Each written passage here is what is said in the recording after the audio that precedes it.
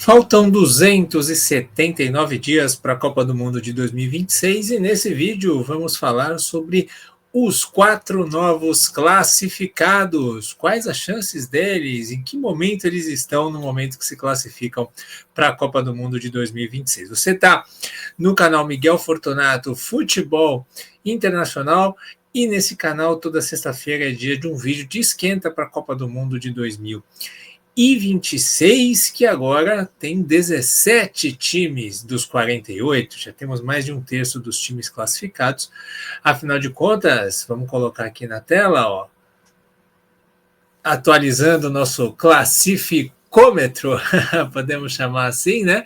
Temos Uruguai, Colômbia e Paraguai garantidos pela América do Sul, fechando as 6 vagas diretas para a América do Sul, e o Marrocos sendo o primeiro time classificado da África. E tem mais times, a gente vai falar nesse vídeo, quem pode ainda nessa data FIFA garantir a classificação lá na África, né? Então eles se juntam aos países sede, Canadá, México, Estados Unidos, aos representantes garantidos já com as vagas diretas da Ásia, Japão, Austrália, Irã, Uzbequistão, Coreia do Sul e Jordânia, também junto à Nova Zelândia, campeã das eliminatórias da Oceania, e aos classificados anteriores da América do Sul, a Argentina, o Brasil e o Equador. Vamos falar então primeiro da classificação do Uruguai. O Uruguai que teve um início avassalador na eliminatória da América do Sul, né? Ganhou da Argentina de 2-0 no primeiro turno, ganhou do Brasil, jogando muito bem. Nesse momento é o terceiro colocado, em 17 dos 18 jogos possíveis, né? Falta um joguinho ainda para todo mundo. O Uruguai teve 7 vitórias, a maioria delas no começo, 6 empates e 4 derrotas, 22 gols marcados e 12 gols sofridos. O Uruguai, ele teve um problema de relacionamento dos seus jogadores, uma geração com alguns grandes talentos, né? Como principalmente o Fede Valverde do Real Madrid, mas tem também o Gatti, o Bentancur, o Darwin Núñez e alguns outros bons jogadores, né, que jogam no futebol brasileiro, no futebol europeu, no futebol mexicano. E muitos desses jogadores tiveram problemas com o técnico Marcelo Bielsa, e o time caiu um pouco de rendimento, mas agora na reta final está voltando aqui aos trilhos e precisa recuperar o bom futebol dos primeiros jogos das eliminatórias para poder ter chance, né? O Marcelo Bielsa é ótimo treinador, né? É preciso que o relacionamento, porque a Copa do Mundo é muito vestiário, né? O vestiário tem que estar unido, tem que comprar a ideia do treinador, assim são as seleções que vão longe, né? De pegar o time do Uruguai que se classificou para a Copa, né? Vitória de 3-0 sobre o Peru. Alguns jogadores que estão acostumados a jogar de fora, né, especialmente o Darwin Núñez, o Gatti, o Max Araújo, que joga pela esquerda, né, o De La Cruz está com um problema sério físico, então o De La Cruz é um dos principais jogadores do Uruguai nas estatísticas dessas eliminatórias, né, é o cara que deu mais passe decisivo, então é um jogador que estava sendo muito útil, mas até no Flamengo ele está com dificuldade de jogar, então o Uruguai depende muito de como o De La Cruz vai estar fisicamente, né, para poder compor esse meio campo aí, né, acho até que pode jogar Bentancur e o Gatti, fazer ali 2 volantes, bem forte ali, marcação sólido, mas aí o Valverde não tem essa característica de ser o maestro, né, aí teria que se colocar ali um outro jogador aberto pela outra ponta, não sei, fazer um triângulo no meio, porque o Valverde não é o cara para ser o maestro do meio campo, né? Quem pode fazer um pouco mais essa função é o De La Cruz ou o De Arrascaeta. De Arrascaeta oscila, né? Às vezes é titular, às vezes joga bem, às vezes é titular e joga mal, e muitas vezes fica no banco. Também é um jogador que vai ficando mais veterano, e é importante ver como ele vai estar fisicamente daqui a 9 meses. O Aguirre surge como uma boa opção, né? É um jogador que luta para ser titular lá na América do México. E o Aguirre foi bem nesse jogo contra o Peru. O Uruguai precisa de um reserva para o Darwin Núñez, né? Então é importante. E o Darwin Núñez também é importante pensando na Copa do Mundo, porque o Darwin Núñez, ele não estava tão bem no Liverpool assim, mas ele é um excelente atacante, um excelente centroavante. E junto do Valverde é o jogador de mais nome, né? Talvez o Jiménez também, zagueiro histórico do Atlético de Madrid, são jogadores de mais nome dessa geração. E então, se ele conseguir recuperar os melhores momentos dele de Liverpool, principalmente na época do Benfica, no Al Hilal, vai aumentar as chances do Uruguai fazer uma boa Copa, né? E acho que uma boa notícia é o retorno do Brian Rodrigues, né? O jogador que está sofrendo com lesões, né? Mas o Brian Rodrigues é um ponta de pé trocado, um cara que finaliza muito bem, muito rápido, né? Conhecido como Raito, lá no México, jogador do América. O Brian Rodrigues seria aí uma bela adição, eu acho que até que pode ser titular, eu acho ele melhor que o Max Araújo, pode ajudar aí, principalmente nas transições mais rápidas desse ataque do Uruguai. Mas é isso, o Uruguai eu acho que chega como um time a ser respeitado, né, nesse momento, pensando há 9 meses, um time a ser respeitado, mas que se quiser disputar quartas de final, quem sonhar com semifinal, aí eu acho que o Uruguai ainda precisa melhorar bastante.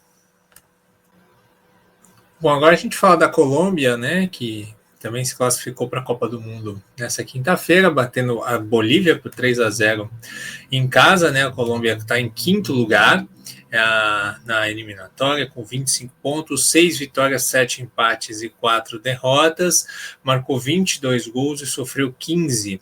Apenas uma vitória nos últimos 5 jogos, a Colômbia caiu muito no segundo turno das eliminatórias, né, o time do técnico argentino Néstor Lourenço, lembrando que a eliminatória sul-americana é um mar de técnicos argentinos, e aí tem o técnico italiano na seleção brasileira, né, uma situação muito peculiar, né, dos 6 classificados, 5 tem técnicos argentinos e o Brasil tem um técnico italiano. A Colômbia, ela começou, parecido até com o Uruguai, ela começou bem as eliminatórias, e eu acho assim, é um time que tem ótimos jogadores, né? Você pega esse time que jogou, tá sem o Munhoz aí, que é um dos melhores laterais direitos da Premier League na atualidade, joga no Crystal Palace, é um ala, na verdade, lá, porque é 3 zagueiros, mas é um cara que chega muito bem no ataque, também é forte, intenso para defender. Tá sem o John Duran, atacante, né, do Fenerbahçe também, tá o Córdoba, que jogou a maioria dos jogos como centroavante, mas você tem bons nomes, né, você tem o Lerma, o Richard Rios, agora que tá no Benfica, Rames Rodrigues, um nome histórico da seleção, o John Arias, né, que fez uma ótima Copa do Mundo de Clubes, o Davinson Sanches, um zagueiro histórico aí do futebol inglês, agora tá no Galatasaray, enfim. São jogadores de tarimba internacional. Então, assim, a Colômbia parou de render, parou de jogar bem. Então, a questão tem talento, tem mais, eu acho, não sei a opinião de você que está assistindo, você pode até deixar nos comentários aí, tem mais talento que o Uruguai, se você for pensar no time todo, né? Acho que não tem nenhum. Eu acho que assim, você tem 2 expoentes olhando as 2 seleções, o Valverde e o Luiz Dias, mas se você olhar no geral, de todos os jogadores de todas as posições, eu acho que a Colômbia tem mais qualidade do que a seleção do Uruguai. Mas a questão vai conseguir encontrar esse jeito de jogar esse futebol, né? O Uruguai ele consegue se segurar em outras coisas, né? Num jogo mais viril, ele consegue jogar defensivamente com mais segurança, a Colômbia não se defende tão bem, então tem tudo isso, mas talento tem para a Colômbia crescer agora são praticamente só amistosos, né? Jogos que não valem nada para ela se arrumar para a Copa do Mundo, né? Se a gente der uma passeada pelas estatísticas aqui, o artilheiro das eliminatórias da Colômbia foi o Luiz Dias com 7 gols e o Rames Rodrigues líder de assistências com 5, né? Então, o Luiz Dias ele lidera todos os números, né? É o cara com mais frequência de gol em minuto, mais finalizações no jogo, que mais criou chances, enfim. Realmente o jogador-chave dessa seleção colombiana. Bom, o 16º classificado para a Copa foi o Paraguai, né? Se classificou com empate em casa com o Equador em 0-0. E acho que foi a seleção que mais festejou essa vaga, né? pelo menos na América do Sul. O Paraguai não disputa a Copa desde 2010, quando foi às quartas de final, então já ficou ausente de 3 edições, uma seleção que estava acostumada, né? O Paraguai foi em 98, foi 2002, foi 2006, foi 2010, passou de fase em 3 dessas 4 Copas, então é uma seleção que estava se habituando e crescendo no âmbito do futebol, das Copas do Mundo, do futebol mundial, né? Mas, enfim, depois desse longo período aí, o time volta e volta graças a Gustavo Alfaro, né? Se a gente for pegar aqui a classificação, o Paraguai está em sexto, com 25 pontos, 6 vitórias, 7 empates, 4 derrotas, marcou 13 gols e sofreu 10, né? O time que marcou pouco gol, mas tomou pouco. O Paraguai, então, ele tem 6 vitórias e 7 empates, certo? Desde a chegada do Gustavo Alfaro, são 11 jogos, né? Ele pegou aí, o Paraguai já tinha 6 jogos feitos na competição. Com o Gustavo Alfaro, o Uruguai ganhou 5, empatou 5 e só perdeu uma, que foi para o Brasil, na data FIFA de junho. Ou seja, realmente com ele, ganhou da Argentina, ganhou do Brasil. Então, com o Gustavo Alfaro, o Paraguai foi muito forte nessas eliminatórias. É um time que compete muito bem. Acho que o jogo que marca a força do Paraguai foi o jogo em El Alto, na Bolívia, né? O Paraguai estava perdendo de 2-0, tinha jogador expulso, foi buscar o empate, né? Ali a gente vê como o trabalho é bom, como o time não desiste. E assim, é um time que tem menos talento, tem menos qualidade do que o Uruguai e Colômbia, mas dos 3, eu acho que é o que tem mais organização defensiva, o que mais aguenta enfrentar uma grande seleção e se defender bem, buscar transição. Então, é um time que tem bons jogadores, né? Tem o Enciso que mudou de time agora, né? Foi para o Strasbourg, o vulgo Chelsea B, lá da França. O Almiron, também jogador muito talentoso. O Sanabria, que é o artilheiro do time nas eliminatórias com 4 gols. Tem a galera que joga no Brasil, né? O Gustavo Gomes, zagueiro histórico do Palmeiras. O goleiro conhecidíssimo aí, o Gatito Fernandes. O Alderete, jogador que joga na Europa. Enfim, tem bons jogadores. Acho que o Paraguai chega com poucas aspirações, mas é isso. Agora é se preparar e buscar se tornar cada vez mais um time competitivo. Eu acho que dá para incomodar os grandes times que tiverem no grupo e dá para, de repente, sonhar em avançar, né? Agora vai ter um mata-mata mais, mas eu acho que do jeito que o Paraguai está jogando, o time organizado, muito bem treinado, se fosse o Paraguai de agora, na Copa do Mundo daqui a 9 meses, eu apostaria num Paraguai competitivo, que poderia até aprontar na competição. Aprontar, que eu digo, incomodar um ou outro jogo, tentar uma zebra, uma vitória inesperada, um empate inesperado, avançar de fase, tentar jogar 1 ou 2 mata-matas, né? Agora, indo para o Marrocos, o quarto classificado, o Marrocos de Hakimi, né, o craque Hakimi, esse lado direito é muito forte com Hakimi, com Brahim Dias. Marrocos 100% de aproveitamento, garantiu hoje sua classificação para a Copa, ao vencer Níger por 5-0 em Rabat, no estádio recém-inaugurado que estreou nesse jogo, né, estádio da Copa de 2030, e o Marrocos se deu ao luxo nesse jogo de deixar caras como El Nessiri, centroavante do Fenerbahçe, o Onari, esses jogadores no banco de reserva. E muito forte o time do Marrocos no cenário africano, é um time que fez semifinal de Copa do Mundo, e o trabalho do Walid Regragui não retrocedeu nem um pouco, segue sendo um trabalho muito forte, muito bem feito, então eu acredito que o Marrocos deve incomodar muito na Copa do Mundo, né? Não tomou conhecimento de ninguém nesse grupo, classificou mais cedo também por conta da desistência da Eritreia, e aí o grupo de Marrocos ficou só com 5 times, então são 8 jogos e não 10, mas uma campanha irrepreensível da seleção marroquina, com excelentes jogadores aí, alguns veteranos como Rabat, goleiro Bono, mas um time muito forte. Acho que nenhum cabeça de chave vai ficar feliz de enfrentar Marrocos no grupo, né? É pedreira, para qualquer um que vier, vai ser pedreira. Marrocos, que provavelmente vai ser pote 2. Em breve vou te explicar direitinho aqui como é que vai funcionar a questão dos potes para o sorteio de dezembro.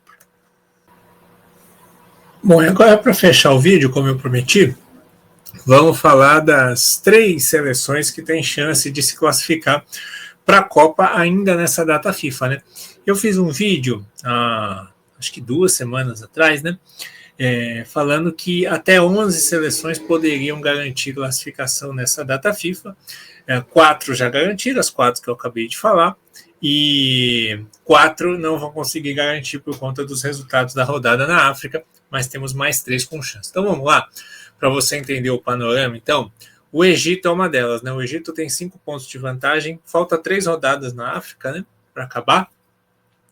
O Egito tem 5 pontos de vantagem para Burkina Faso e ele enfrenta Burkina Faso terça-feira, 1 da tarde, fora de casa.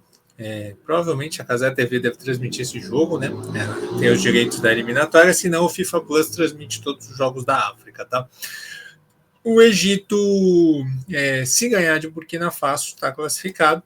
Se não ganhar, aí vai ter que ir para outubro para carimbar a sua vaga. Mas uma vitória simples garante o Egito. Aqui no grupo B, Congo e Senegal vão disputar praticamente vaga direta, né? Aqui eles vão se enfrentar na terça-feira. Congo está um ponto na frente. Quem ganhar, basicamente, fica com a vaga, porque depois vai ter mais 2 jogos teoricamente mais tranquilos, né? Mas ainda não dá vaga matemática.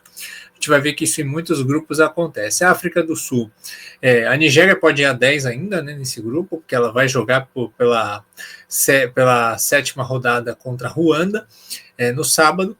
Mas se a África do Sul ganhar da Nigéria na terça e Benin não vencer Lesoto, a África do Sul é o segundo time com chance de se classificar para a Copa ainda nessa data FIFA, né? Aqui Cabo Verde e Camarões, a mesma situação do outro grupo lá, eles vão se enfrentar, Cabo Verde está um ponto na frente, Camarões precisa ir lá para o arquipélago, lá para Cabo Verde e ganhar esse jogo, se quiser ter vaga direta, senão dificilmente vai conseguir.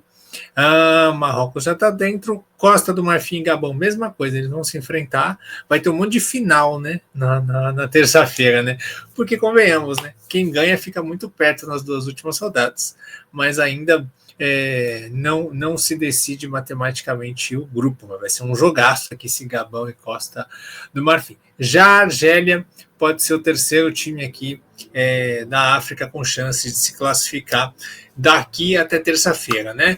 A Argélia, se vencer o seu jogo contra a Guiné fora de casa, ela precisa apenas que Uganda não vença a Somália e que Moçambique não vença a Botsuana, mas a Argélia vai se classificar, né? A questão é se vai ser na próxima rodada ou na outra. E nos outros grupos não vai ter definição ainda. Tunísia e Guiné Equatorial vão se enfrentar na Guiné Equatorial.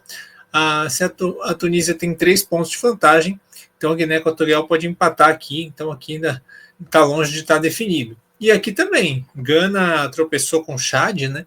Então se Gana tem um jogo contra Mali em casa. Se Gana ganhar, vai ficar bem encaminhado, mas não tem como garantir classificação direta nessa data FIFA mais. E aí Madagascar, se Gana perder, Madagascar pode empatar com Gana. Então tá tudo ainda indefinido, certo, gente? É isso. Então esse foi o panorama. Qual das 4 seleções classificadas, quero saber a opinião de você, qual das 4 pode ir mais longe na Copa do Mundo, ter o melhor time? E quero também saber de você quem você acha que vai se classificar para a Copa do Mundo nesse finalzinho de data FIFA. A gente se vê no próximo vídeo. Até a próxima.